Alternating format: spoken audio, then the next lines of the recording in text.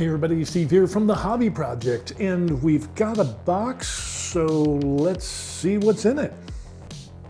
Hey everybody, Steve here from The Buried Life, and today we have a box. So let's get to the unboxing. Okay, so this is the unboxing, and it's not your typical box because it's not from Amazon. I live in Korea, that's why you got all these funny little squiggly letters here. And yeah, living overseas is interesting because it takes a little while to get things that usually we get in a day's time in the United States with like Amazon.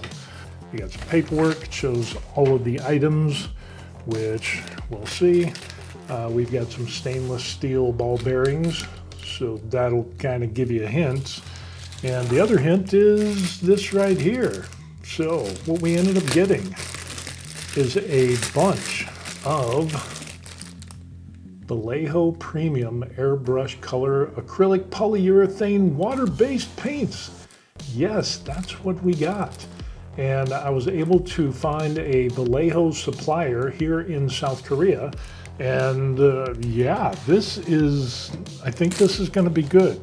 I was having problems finding paints, and actually what I ended up getting was, some real cheapo paints here in Korea. I think this was like 2,000 won at about 1,300 won, so maybe $2, something like that, for these acrylic paints. These acrylic paints are cheap. These are really cheap. These are acrylic paints that you'd use on canvases, and they're kind of problematic with you can do okay with them. Oh, hell no! But I have painted using those other paints, and they're just lacking. Oh yes, the Vallejo sticker. Yes, stickers are good. And this is the premium color line.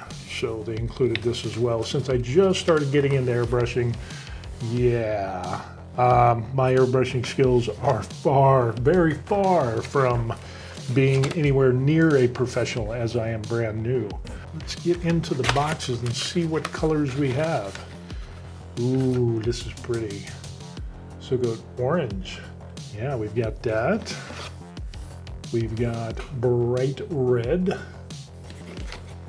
We have carmine, which is kind of a red type thing.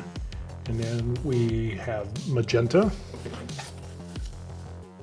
a cobalt blue, we have violet, get into the next box, and these came out to be about 8,800 won, and so that's the price that you see right there. We ended up getting a yellow, so that means we've got basic yellow, and then we have candy yellow. So we have those there. We ended up getting a candy red. We have a green fluorescent, getting a candy orange, a candy brown, a candy racing blue. I'm gonna have way too many paints. Is a dark blue, is a basic blue, blue green, basic green, a yellow ochre, a dark green. And on the last box, what do we end up having here? We have a raw sienna, or sienna. We have a golden yellow fluorescent, a scarlet fluorescent, a dark ochre, the yellow fluorescent, and last but not least, we have an orange fluorescent. So yes, we've got a number of different paints here that this should keep me busy for quite some time, especially since I'm just starting airbrushing. And yeah, I've got the Warhammer paints and things like that, but this is, this is only what, 18 milliliters here in this, versus that. And then of course also have, some Citadel paints, which is how many? 12 milliliters. So yeah, these are kind of just for brushing. These are going to be for airbrushing. So that's what we got in the box. So now we're going to end up doing is actually kind of going through. You can see some of the separation You see how it's darker here and lighter here, so obviously we need to have some paint shaking going on for this. You just shake it, back and forth. It feels really good in my hand. But I've got a paint shaker that's going to be coming in the mail as well. I ordered one of those where you set it down and then it shakes it and all that neat stuff. Pretty excited about all of these and to start painting. And probably what I'll end up doing is I have some other figures. So I have some of these guys that I printed out, and they're all primed and ready. But I figured what I'll end up doing is taking some of these, and these are printed on my resin printer, my Elegoo Ultra 3 Saturn Hoosie machine. And so we're probably gonna practice on some of these for the airbrush stuff. So yeah, it's gonna be interesting. I got some larger prints as well.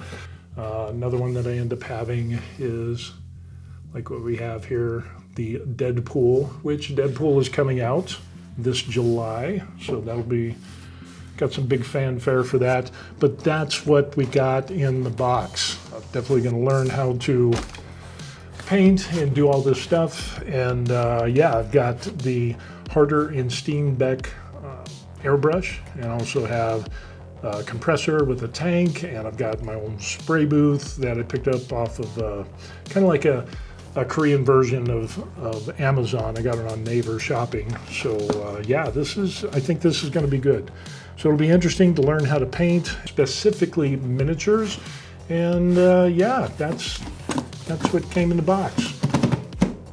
So now that we've got all our Vallejo airbrush paints, and this is pretty good, and the total price for this was, yeah, that right there. It ended up being a chunk of money, but I figured, buy once, cry once, and now let the practicing begin. With that being said, let's go ahead and try out some colors and see how these work.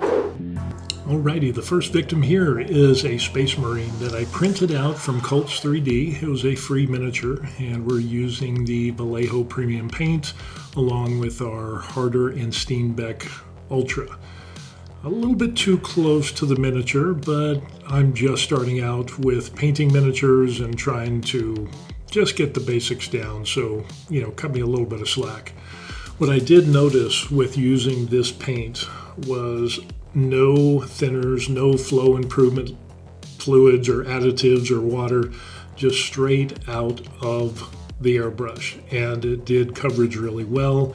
I didn't experience any clogging. I was able to do a lot, and then we moved on, cleaned it up, and now we went with the darker green on a black prime figure. And again, what I liked about this was it's no mess, it's no fuss.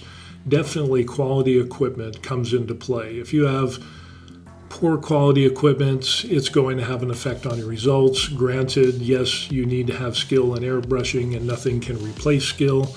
It needs to be a combination of the two. But with that being said, I am really pleased with the Vallejo paints, as we can see here. It seems to go on really well. The airbrush does great. The coverage is nice. I didn't experience any splattering or anything that I did with my cheapo airbrush, and paints definitely make a difference. So high quality paints are definitely better, as you can see here. Got great coverage on the minis, and it worked out really well. I will say that the water washable resin from ASUN is really brittle, and in the process of painting broke some antennas and some parts. But that's what super glue is for. So let's continue on. Alrighty, so here we are, a close-up picture of the finished Mini. Forgive the little super glue on the top left antenna, but what I've noticed with these Vallejo premium paints, they are the highest quality paints that I've used so far, and I can definitely tell a difference. As we continue on, we move on to the green, and there is still really nice coverage. The paints seem to perform admirably, but I did notice there was a slight difference in the viscosity between the red and the green, but the results are still great. So yeah, it definitely makes a difference painting with good quality paints.